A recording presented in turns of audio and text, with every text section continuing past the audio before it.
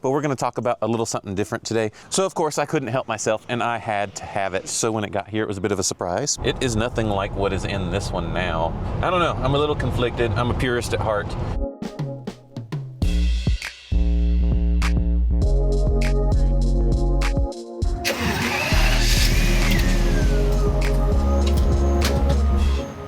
Hey everyone, and welcome back to DC MotorWerks. My name is Cameron, and we have another SL from my collection in front of us today, but we're going to talk about a little something different today, because this one's been massaged a little, that you can see probably by the wheels there, and we're going to get into something that's a little controversial that we've talked about in other videos today. But if you like what you see here, like, subscribe, hit that bell icon. We enjoy having all of you here with us. But this is a 1998 SL600, the big 6-liter M120 V12 that we've talked about in a lot of videos, that is very famous for its noises and the use in the Paganis Zonda, amongst many other things.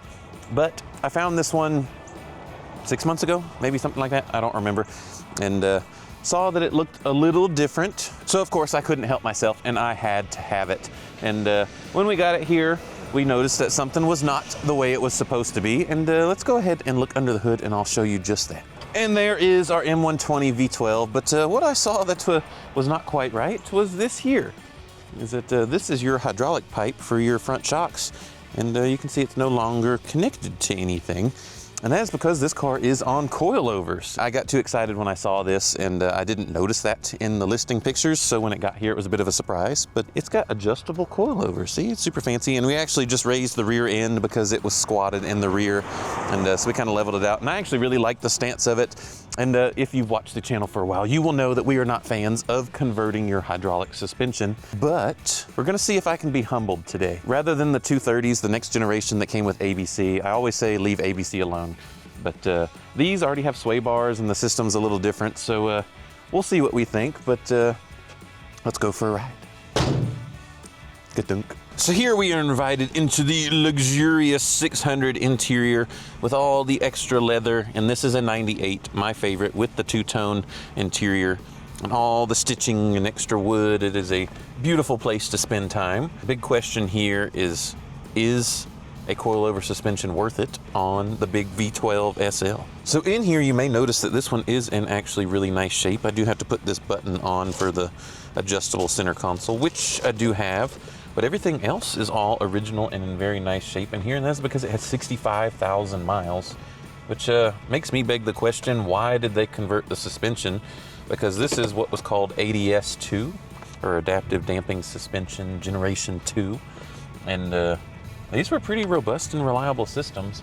On my personal car, if you've not seen some of the videos up in there, has 183,000 miles on its original ADS suspension, because these don't really blow out the lines or anything or have the issues that the early ABC systems had. So at this mileage, I'm like, why did they do it?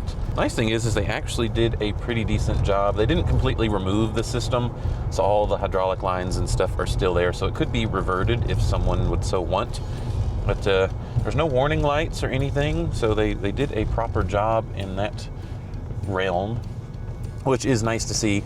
And like I said earlier, with these ones being different from their 230 chassis counterparts, they already have sway bars in them, so you're not really making a sacrifice by converting it.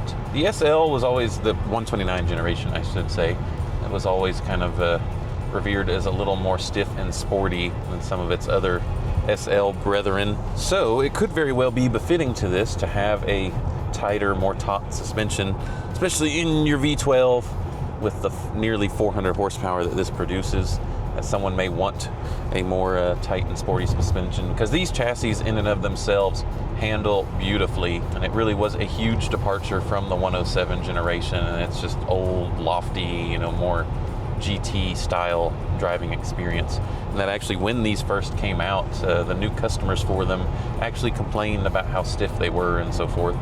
But all the V12 models came with the hydraulic suspension. While they did have the adaptive damping, as in the name suggests, that you could stiffen it up a little with this little shock damper looking button there, which of course does not do anything actually in this one, even though it does still light up. It is nothing like what is in this one now. I've always been a big proponent of, on the V8 cars, doing H&R lowering springs and what we call B8s, the sport Bilstein shocks, because it absolutely transforms the way the cars handle.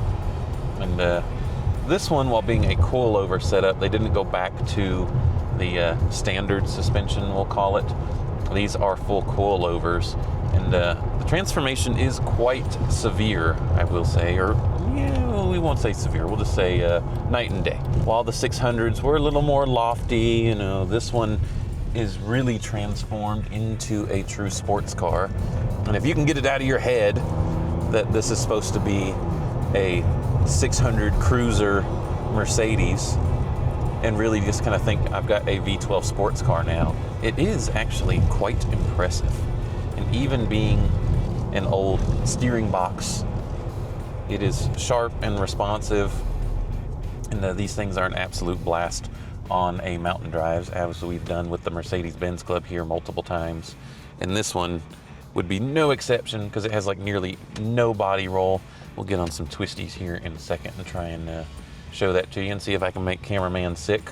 That is my goal on all of these drives, is to see if I can finally make him turn up his lunch, although we haven't had lunch yet today, so I don't think that's gonna happen today, but we're gonna try. I have seen a lot of 129s before that people will rip out the soft tops and make them a coupe with the hard top only and do modifications like this and make like track cars and stuff out of them. So it isn't an unknown thing with these cars, and people are very aware of how capable these chassis are. And with the V12, I mean, you can't go wrong. Doesn't lean at all and just has all the grip.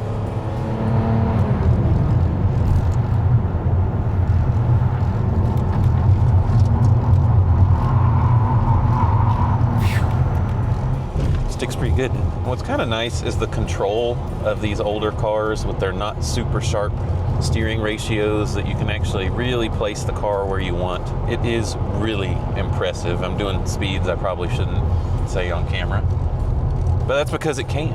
And this being a 600 has bigger brakes also, so you can run it even harder. I don't know, it's kind of attractive to see a 600 and you get the nicer interior and everything. And I mean, there is a little bit of a reliability factor involved because hydraulic suspensions do still require more service than a standard one. But I will say, if you're not looking for a total weekend monster and you're still going to drive this a lot, it is still a little bumpy.